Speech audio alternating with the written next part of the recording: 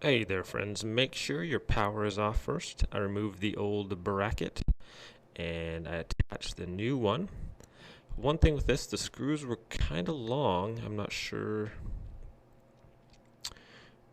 when I did actually get this on. We'll talk about it later, but I had to put some spacers in there. So basically, I lined up my lantern or sconce on the side of the wall there. Make sure all the wires were kind of tucked in nicely, and then I fit the screws through the holes on each side here. Screwed it down a little bit, and then you want to level it off to make sure your thing is perfectly level. You don't want to do what I'm going to do next and have it off. So I traced each side around with a pen. Okay, and then we pull the sconce back off. So this is going to give you a nice little outline to cut with. A little guide.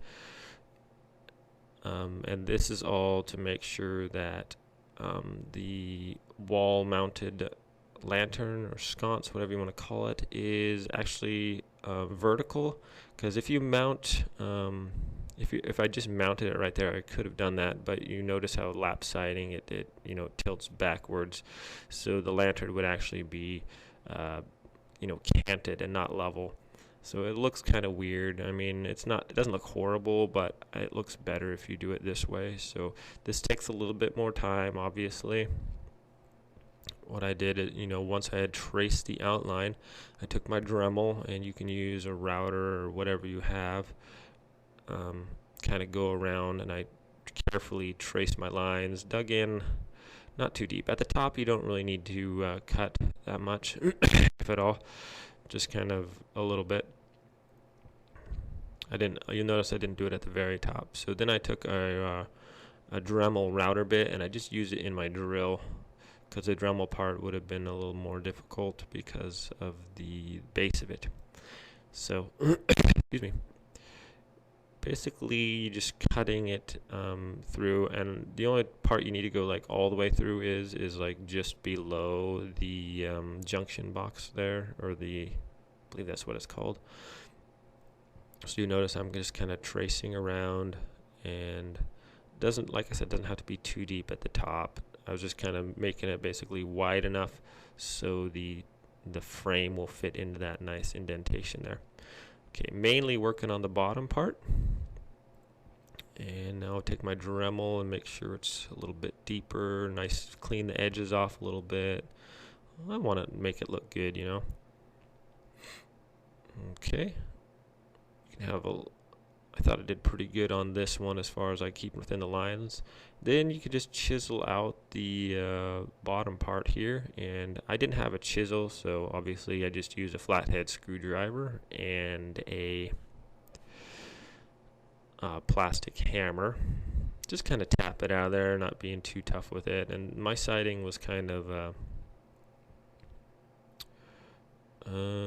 just kind of wood, so it's like pressboard wood, so it's pretty easy to chip out. If you have different kinds of sidings, it probably generally this would work for just about any of it. So I'm sure if you cut the outside edges all the way, it just pretty much fall out of there. So this is what I did. You'll see the exposed siding under that. So basically, after that, I put it back on there to make sure that I had gotten all the sides, and look at that, it fits flush in there, nice and level.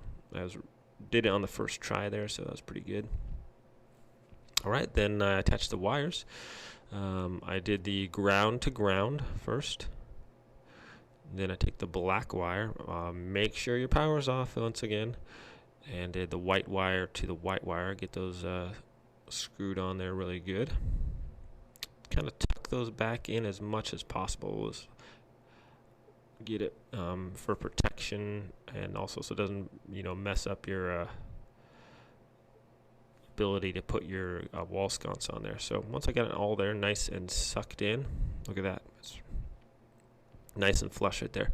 So like I was saying before, the screws were a little long, and I had to put spacers between them because I would with these it wouldn't allow me to screw them on all the way, so it was like actually a gap there, so I put a spacer in between there. little plastic ones I had. They were about a fourth, maybe 2/4, a half an inch of a spacer. So I put those on there. Then here I'm attaching the top. I had 2 different tops that came with this, and there's it is, just screwing it on there, and it looks pretty good.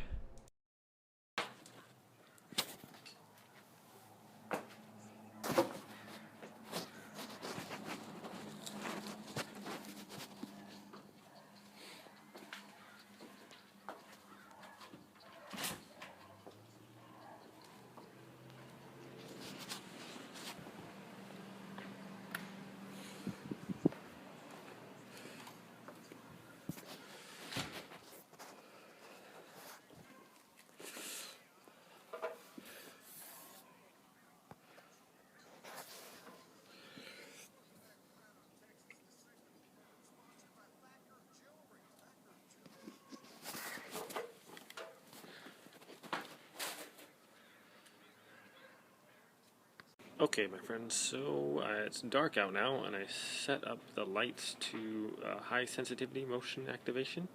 Let's see if it can, so I'm from here over to there, and it sensed me, so that's pretty good. Let's see if I can get out here, see if the other one senses me or not. So if I'm walking up to my door, and probably 20 feet away. So that's pretty good sensitivity. They put out some decent light there. I think it looks pretty nice actually. And I like how I kind of recessed it in here so it's not sticking. If you have it, usually put it on like your siding, and if you put it on flat on the siding, it angles backwards and doesn't look very nice. So I think by cutting into the board there, it looks much better. It's nearly vertical. So these have different settings on them. High, medium, and low. This is set for high sensitivity. And then you can, it says test. I don't know if you can see that or not. Let's see. Anyways, it says test. You can set it to come on at dusk and turn back on at dawn. Come on at dusk and turn off at dawn. And then you can have it set up for 2 and 6, and then test. Basically, it's a test mode. And if you set it for 2, it'll come on when motion activated for 2 minutes and shut off, and 6 obviously for 6 minutes. So it's pretty cool. I like it a lot.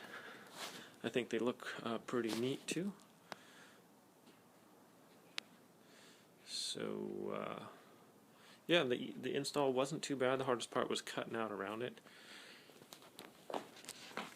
And my only concern is to see like how long they will last, as far as if they're gonna rust or not. So right now they look pretty good. Pretty happy with them. I like the range they have as far as being activated. So thanks for watching, my friends. I give them 5 stars out of 5.